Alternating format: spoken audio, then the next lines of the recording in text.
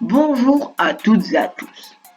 Aujourd'hui, je vais vous parler de la fameuse peste de 1720, aussi appelée la peste de Marseille. Si, dans son histoire, Marseille a été touchée plusieurs fois par la peste, l'épidémie de 1720 est celle qui aura laissé le plus de traces. 40 000 Marseillais meurent de la maladie, soit la moitié de la population de l'époque.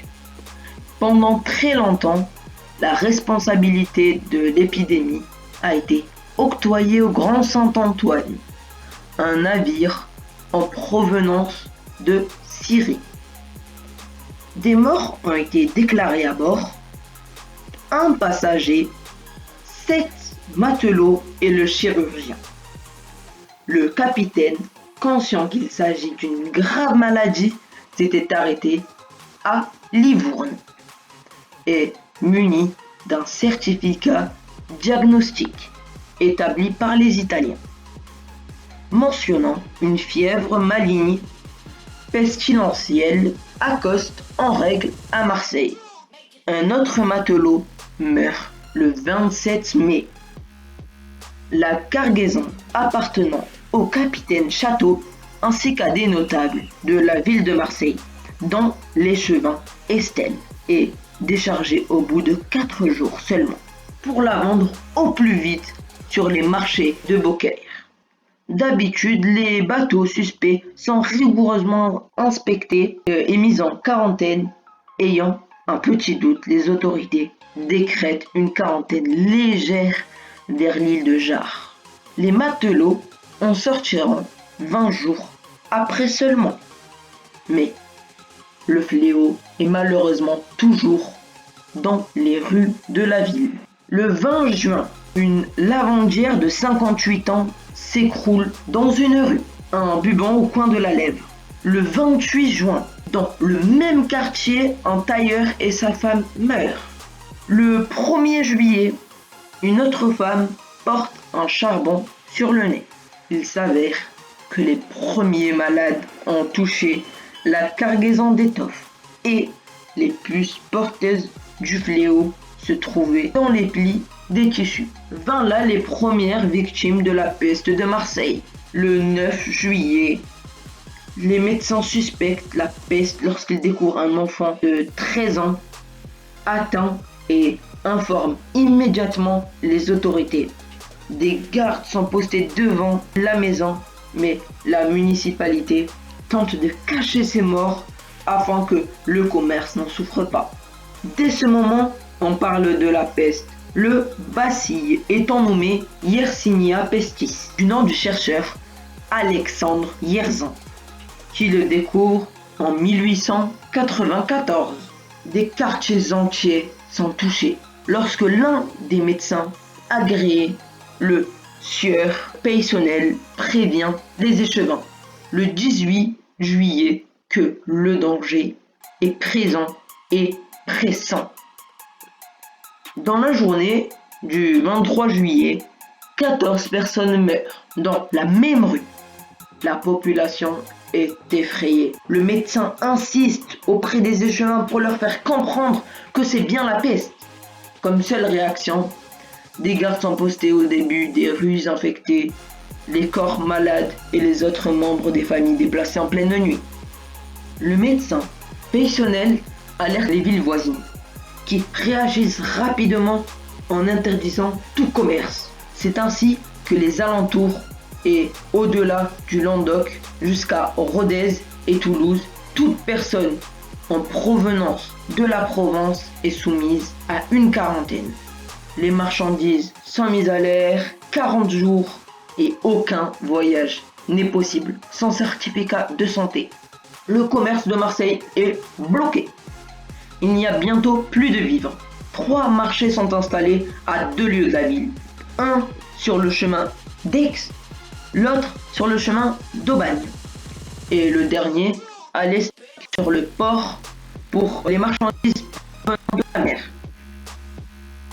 Les Marseillais peuvent ainsi acheter des provisions aux vendeurs protégés par une double barrière. Les habitants, de plus en plus inquiets, quittent la ville. Les uns dans l'arrière-pays, sur les hauteurs, les autres en bateau et tentent d'emporter leurs biens. Bientôt, il ne reste plus que les curés, les échevins et quelques habitants animés par la foi, que répand l'évêque de Belsunce. À partir du 30 juillet, ce sont 40 morts par jour. D'autres sont découverts aux alentours. Le 9 août, 100 morts. Le 15 août, 300 morts. Une nouvelle contagion apparaît le 21 août qui fait périr les malades, les gardes restants et certains forçats. 100 forçats sont mis à disposition de l'échevin, mais ils meurent en 6 jours seulement. Les cadavres jonchent de nouveau les rues. 800 personnes meurent par jour. Et à partir du 30 août, 1000 nouveaux morts par jour. Des recettes du monde entier parviennent à Marseille, composées d'ingrédients de plus en plus étranges les unes que les autres. La poudre de crapaud et des pilules au cœur et au foie de vipère. Apparemment, le plus efficace serait le vinaigre sur une éponge que l'on place devant la bouche. Mais en juin 1721, beaucoup de recherches sont entreprises. Tout le monde met la main à la pâte. Et ainsi, les habitants peuvent enfin retrouver leur tranquillité. Un petit bilan de cette fameuse peste qui a fait énormément de morts, malheureusement. Marseille, dont la population atteignait environ 90 000 habitants au début de l'année 1720, se voit réduite de moitié. 40 000 morts dans la ville et 10 000 dans les environs. 120 000 morts sont recensés dans le sud-est. Le capitaine Château, à l'origine de ce fléau, est accusé de tromperie et emprisonné.